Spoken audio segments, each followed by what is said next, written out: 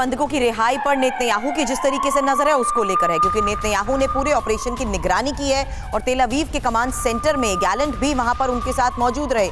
तस्वीरें उसी वक्त की आपको दिखा रहे हैं जहां बंधकों की रिहाई को भी लगातार बैठकर मॉनिटर किया गया है और इससे पहले भी बंधकों की रिहाई को लेकर जिस तरीके से वॉर कैबिनेट के साथ मीटिंग हुई उसकी तस्वीरें भी साझा की गई थी। हालांकि नेतन्याहू ने यह साफ कर दिया कि इस पूरे ऑपरेशन पर वो नजर बनाए हुए हैं और तेल अवीव के कमांड सेंटर की उसी वक्त की तस्वीर आपको TV9 भारतवर्ष दिखा रहा है जब गैलेंट भी उनके साथ यहां मौजूद थे।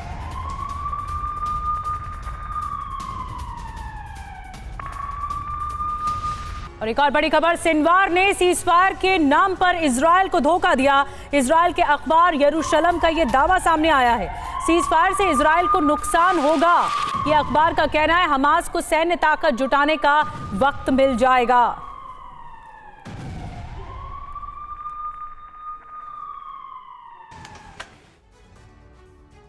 तो इस बीच हमास के टॉप कमांडर यह सिनवार को लेकर भी इजरायल में एक नया डर वायरल हो चुका है। हालांकि इजरायल की अखबार यरूशलम पोस्ट के मुताबिक इजरायल के रक्षा विभाग को लगता है कि यहां सिनवार ने ही सीज फायर के नाम पर इजरायल को धोखा दिया है। ऐसा हो भी सकता है, क्यों? क्योंकि माना यह जा रहा है कि इस सीज फायर के जरिए सिनवार जंग को लंबा खींचने का प्लान बना रहा है। इससे हमास को सैन्य ताकत जुटाने का वक्त भी मिलेगा। हमास दुनिया में सीज फायर के जरिए इजरायल को कमजोर दिखाना चाहता है। इसके बाद अंतर्राष्ट्रीय दबाव बनाने की कोशिश होगी और कि इजरायल गाजा पर दोबारा से हमले तेज ना करे।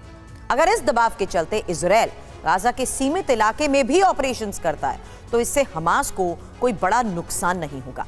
हालांकि इसके अलावा सीजफायर के तहत अगर 4 दिन गाजा पर इजरायल हमले नहीं करता तो इससे हमास के बड़े कमांडर्स को भी भागने का मौका मिल सकता है, यानी वक्त मिल जाएगा। साथ ही हमास और ज्यादा हथियार जुटाने का प्लान भी बना रहा है जिससे वो इजरायल पर एक बार फिर बड़े हमले की तैयारी में है।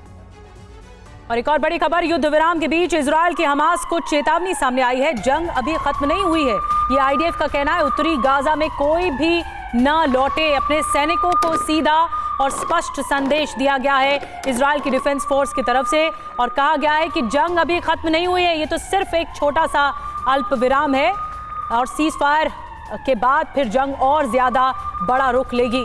अपने सैनिकों को वहीं पर पोस्ट पर रहने की चेतावनी दी गई है।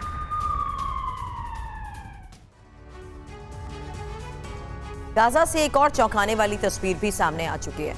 इजरायल ने गाजा में आसमान से पर्चे गिराए जिन्हें पढ़ने के बाद गाजा के लाखों लोगों की सांसें फिर से अटक गई हैं। इन पर्चों में आखिर ऐसा है क्या? क्योंकि खतरे के सायरन भी बजने लगे हैं। पर्चे इजरायल की ओर से सीज फायर के ऐलान के बाद गिराए गए हैं।